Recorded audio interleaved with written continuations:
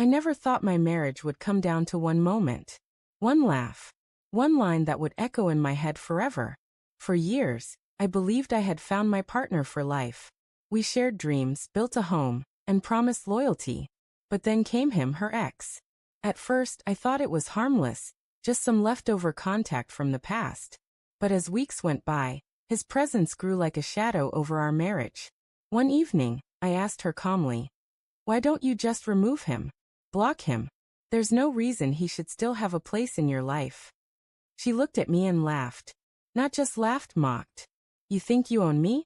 This isn't the 1950s.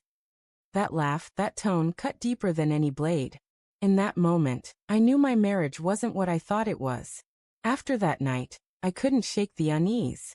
She guarded her phone like it was a vault. Notifications lit up at odd hours. She'd smile at messages and quickly swipe them away when I glanced over. Excuses piled up. Late meetings, sudden errands, unexplained absences. I wanted to believe her, but her words and actions no longer aligned. When I asked gentle questions, she brushed me off with irritation. "You're paranoid," she'd say. But paranoia doesn't create lipstick smudges that aren't yours. It doesn't invent the way she suddenly dressed up for work. My heart knew something was off. My mind screamed at me to find out the truth. The truth came crashing down one quiet Sunday morning. She had left her phone charging in the kitchen while she showered. For once, she hadn't locked it. I didn't plan to snoop, but temptation gnawed at me. I picked it up. And there they were. Dozens of messages to her ex, flirtatious words, private jokes, late-night confessions. "I miss you," she wrote.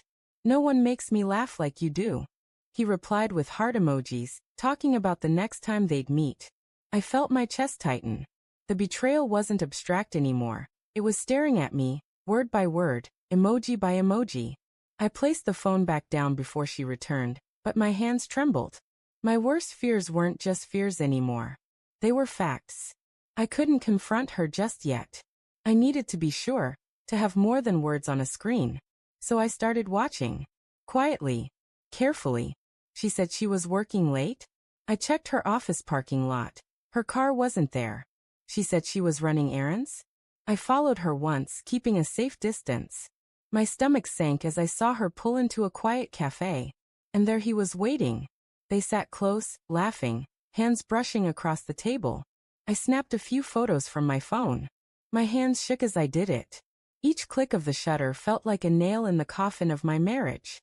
When she came home that night, smiling faintly, pretending she was exhausted from work, I realized just how well she could lie to my face.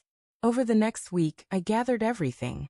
Screenshots of messages, call logs, photos of her and him together. A timeline that left no room for doubt.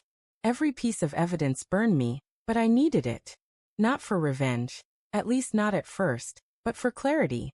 One night, alone in my study, I laid it all out on the desk. Dozens of printed pages and images. Looking at them, I felt two emotions battling inside me. Heartbreak and resolve. I knew the confrontation was coming. I knew her laughter and dismissive tone would finally meet the cold, hard weight of truth. And I was ready.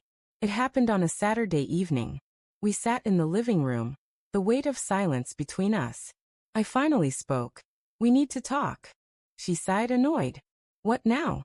I laid the folder of evidence on the table. One by one, I showed her the messages, the photos, the call logs. "Explain this." Her face drained of color, but only for a second. Then she smirked, as if amused. "You went through my stuff? Wow. That's controlling." I stayed calm. "No. This is betrayal. You've been lying to me." Her smirk turned into laughter.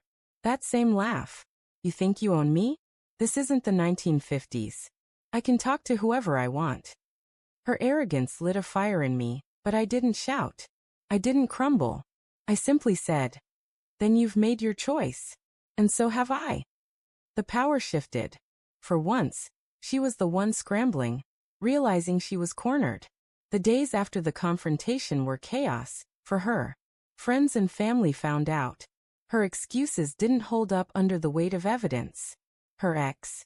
He vanished quickly, leaving her behind once reality set in.